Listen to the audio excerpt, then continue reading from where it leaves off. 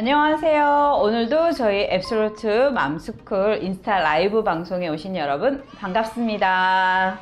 육아의 기본하면 먹놀 잠이죠. 아기가 잘 먹고 잘 놀고 잘 자고, 오늘은 우리 아이 수면, 잠 잘 자는 거, 요거에 대해서 조금 이야기를 해보려고 해요. 아기잠 연구소 소장님이시고 소아청소년과 전문의이신 우리 범은경 소장님 모시고 강의 듣도록 하겠습니다. 안녕하세요 여러분, 아기잠연구소 소장 범은경입니다. 애들 수면이 성인 수면보다 더 어려운 이유가 뭐냐면, 한 달 아기 수면, 두 달 아기 수면이 다 달라요. 달라지는 수면 패턴을 잘 알지 못해가지고 그때 당황하고 잘못하면 없던 수면 문제가 만들어지기도 하고 그렇단 말이에요. 그래서 성장에 따라 달라지는 아이의 수면 패턴을 잘 이해하도록 하기 위해서 어떻게 달라지는지를 제일 먼저 말씀을 드려볼게요. 보통 신생아 때는요, 걱정하지 않아도 잘 자요. 한 달이 지나면서 아이들이 졸리면 보채고 재우려고 해도 잘 못 자는 일들이 생기기 시작한다, 이렇게 알고 계시고요. 밤잠이 조금 더 늘어나기 시작하는 시간이 대부분은 6주 무렵이에요. 이제 한 3개월쯤 되잖아요. 그러면은 이제 스스로 수면을 조절할 수 있는 능력이 급증하기 시작해요. 그래서 이제 3, 4개월 무렵이 되면 낮잠도 어느 정도 연장이 가능하기 때문에 수면과 각성이 분리가 되면서 하루 일과를 규칙적으로 유지할 수 있게 되는 거죠. 그래서 지금 신생아를 키우고 계시는 양육자분들이 계신다면 목표치가 100일이 지나면 우리 아이가 어느 정도 하루 일과를 규칙적으로 운영할 수 있고 밤에 훨씬 더 많이 잘 수 있다, 이게 목표점이다, 이렇게 생각을 하시고 진행을 하시면 되겠습니다. 밤에는 잘 자지만 우리 아이가 100일이 넘었는데 낮에는 잠깐 5번, 6번을 자요. 그러면은 뭔가 개입을 해서 해당 낮잠도 충분히 자도록 도와줘야 되겠다, 방법을 좀 달리해야 되겠다 생각해야 되겠죠. 보통 6개월쯤 되면 반 이상 아이들이 낮잠을 2번 자요. 그러다 이제 9개월이 되면 대부분 아이가 다 낮잠을 2번 자는 거예요.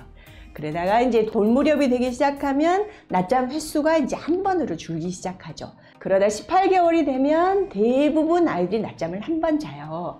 이 낮잠이 바뀌는 시기, 2번에서 1번으로 바뀐다, 그러면 첫 번째 낮잠을 재우려고 하는데 평상시 자던 시간에 잘 안 자고 버티죠. 그리고 이제 낮잠이 사라지는 시기는 한 만 3세쯤부터 되게 사라지는데, 어린이집에서도 그러니까 낮잠을 재우는 걸 한 만 3세 반까지는 재우고 그때부터 훈련을 시켜서 4세 반부터는 안 재우고 그렇죠. 낮잠 패턴이 성장에 따라 달라지기 때문에 수면 교육 방법도 성장에 따라서 조금 다르게 해야 되겠잖아요. 아이가 아주 어릴 때는 너무 무리하지 마세요. 일과 패턴이 잡히지 않는 아직 어린 나이일 때는 강한 수면 교육을 하는 것은 별로 추천하지 않아요. 그래서 어릴 때는 일단 아이를 푹 재우는데 집중해야 한다, 이렇게 생각해야 되거든요. 아까 제가 6주 무렵부터 밤잠이 길어지기 시작한다고 했잖아요. 대략 그 무렵부터 눕혀 재우기를 연습하는 거예요. 눕혀 재우기의 원래 기본은 졸리지만 완전히 잠들지 않은 상태에서 눕혀서 스스로 잠들도록 하는 것이 기본이지만, 처음엔 그게 잘 안 되면 일단 안고 재워서 잠들면 반드시 눕힌다, 여기서부터 출발을 해보세요. 그걸 잘 할 수 있으면 그 다음에 진행하는 게 훨씬 쉽거든요. 그리고 이제 먹이는 게 이제 1달 미만 애들은 시도 때도 없이 먹기 때문에 아주 신생아를 가지고 이 수유 간격을 처음부터 조절하는 건 좀 어려워요. 그렇게 해서도 안 되고요. 처음에는 아이가 배고파 하면 무조건 주죠.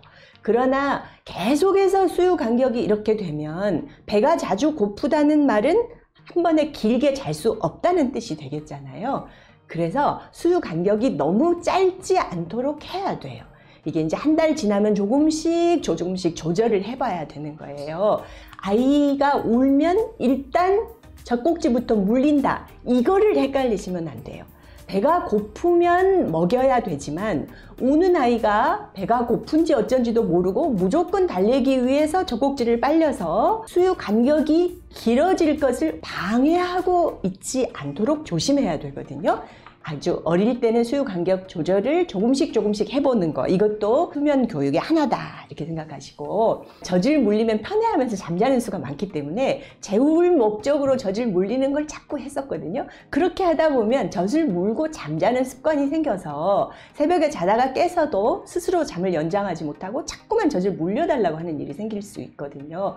그래서 재우기 위해서 젖을 물리는 건 하지 않는다, 이걸 처음부터 딱 명심을 하고 있어야 돼요. 그래서 먹놀 잠으로 하자. 자고 일어나면은 먹고, 놀다가 스스로 잠들고, 순서를 그렇게 운영해보자. 이게 먹놀 잠의 의미예요. 그리고 이제 2개월이 지나면은 베드타임 루틴이라는 거, 수면 의식, 이게 잠자기 전에 늘 하는 똑같은 행동, 이제 베드타임 루틴이거든요.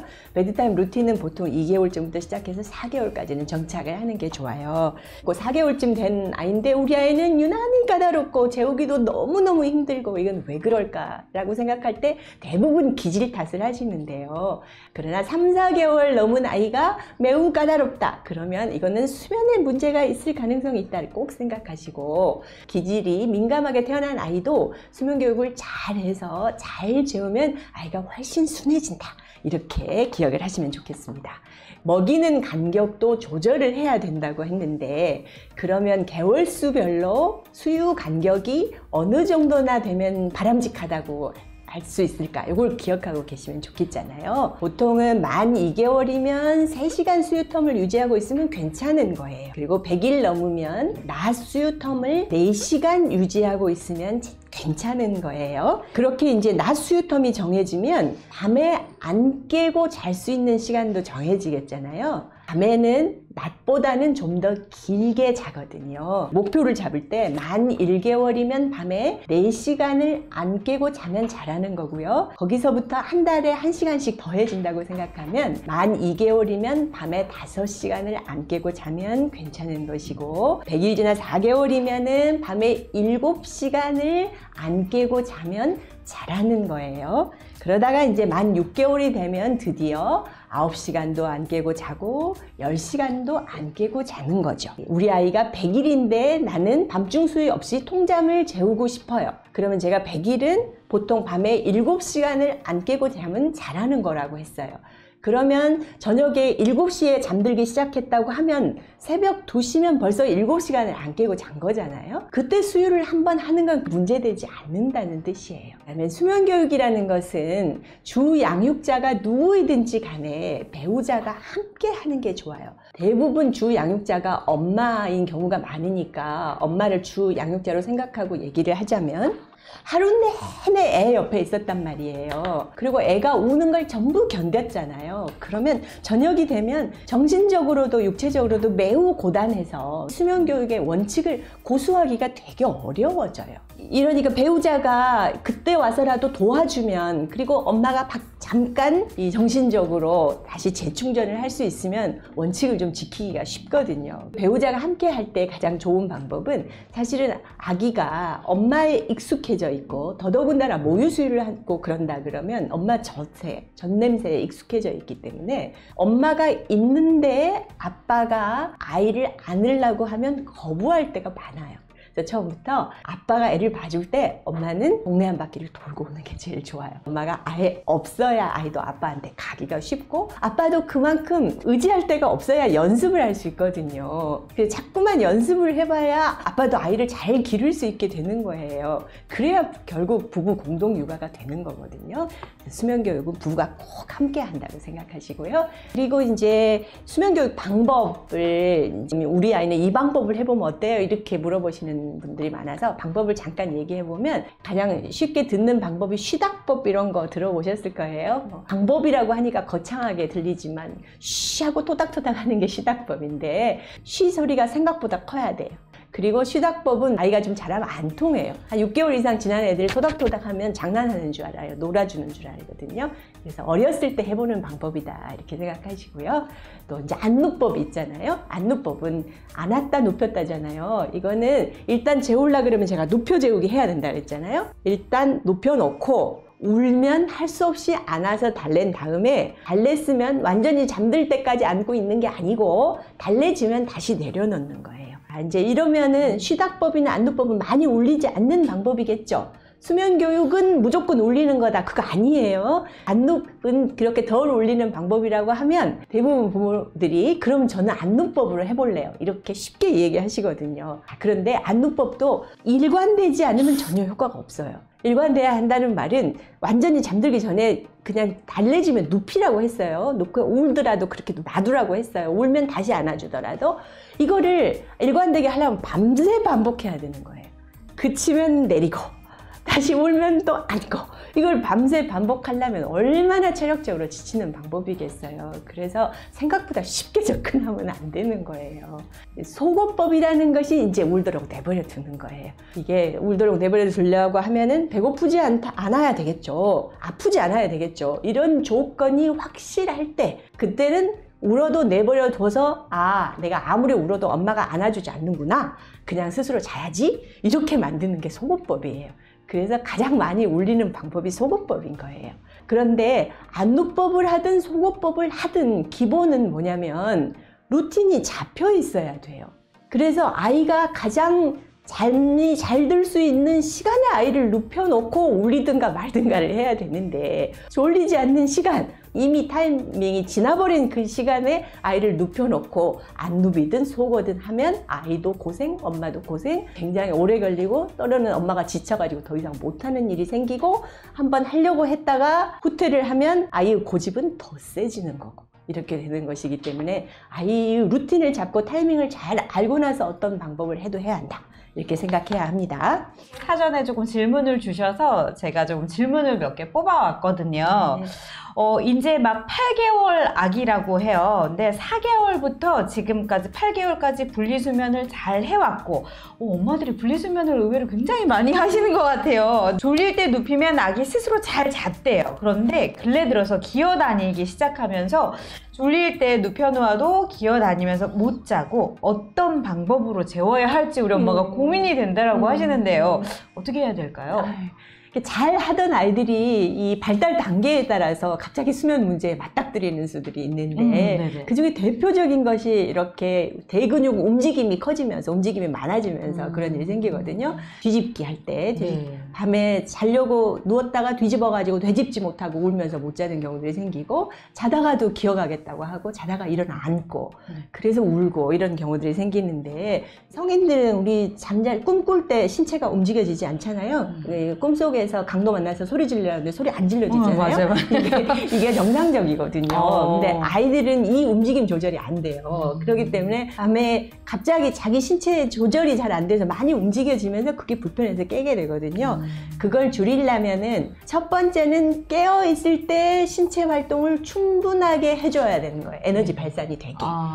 특히 이제 낮잠 전까지 아침에 많이 하는 게 좋겠죠. 오후에 많이 활동을 하면 진정이 잘 안 되니까. 그래서 오전 중이라기보다는 해 떨어지기 전에 신체 활동을 많이 하게 하고 대신에 잠자기 전에는 진정과 이완이 이루어져야 되니까 편안한 놀이를 해야 되고 수면 의식을 충분하게 해서 또 많이 움직이는 시기에는 마사지 같은 거 해주는 것도 좋아요. 몸을 잘 주물러주면 조금 더 이완하는 데 도움이 되거든요. 이 두 가지를 기억을 하고 계시면은 재우는 데도 좋겠습니다. 누워서 토닥토닥하고 재우고 싶은데 절대 안 자고 앉고 이렇게 아까 리듬을 타라고 하신 것처럼 바운스를 해줘야만 이게 잘 잔다고 해요. 근데 아이가 6개월인데 8.5kg 조금 체중이 많이 나가니까 우리 엄마가 이제 힘이 드신 거죠. 이게 맞는 건지 매일 안아서 이렇게 살짝 재우고 이렇게 토닥여서 재우는 게 맞는 건지 어떻게 해야 조금 아이가 조금 편하게 잘 잘 수 있는지 이분은 우리 소장님은 왕팬이라고 이렇게 얘기해 주셨는데요.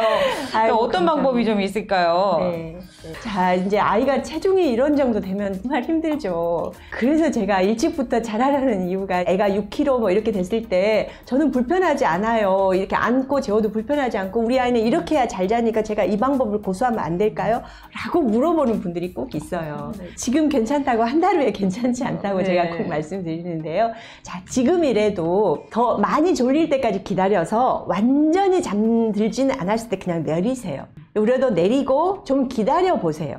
그냥 토닥거려 주기만 하거나 손만 좀 잡아주거나 좀 다른 방법으로 하면서 기다려 보세요. 아이가 잘할수록 결국은 울리고 이 방법으로는 안 되는구나, 내가 다른 방법을 학습해야 되는구나, 아이가 스스로 인정해야 되거든요. 그러나 제가 이런 속어법을 하기 위해서도 기본이 리듬은 맞아야 한다고 했어요. 수면 의식은 해야 한다고 했어요. 이걸 잘 한다는 가정하에 네. 지금처럼 일단 재우되 완전히 잠들기 전에 눕히는 것을 연습하고, 오늘 안 되면 내일 또 연습하고 계속 하다 보면 어느 순간 딱 되거든요. 포기하지 말고 해보세요. 포기하지 마시고 반복 훈련하시면 우리 아이 꼭 성공하실 수 있을 거라 믿습니다. 10개월 된 아기인데 8개월 정도까지는 아기 방에 눕혀서 잘 인사하고 나오면 뒹굴다가 잘 잤대요.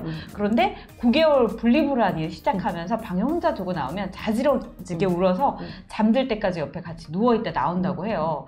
새벽에 깼을 때 혼자 잠드는 경우도 있지만 대부분 너무 울어서 가서 달래주고 있는데 이렇게 하다가 혼자 다시 잠들 수 있을까요? 또 아니면 울더라도 그냥 혼자 눕혀두고 나와야 할까요? 라고. 네, 잘 하다가 갑자기 이렇게 됐을 때 아마 어떻게 해야 될지 그냥 혼란스러울 수 있을 거예요. 낮 생활도 잘하고 있고 다 다른 건 문제가 없는데 재우기 시작할 때 분리불안 때문에 울기 시작했다.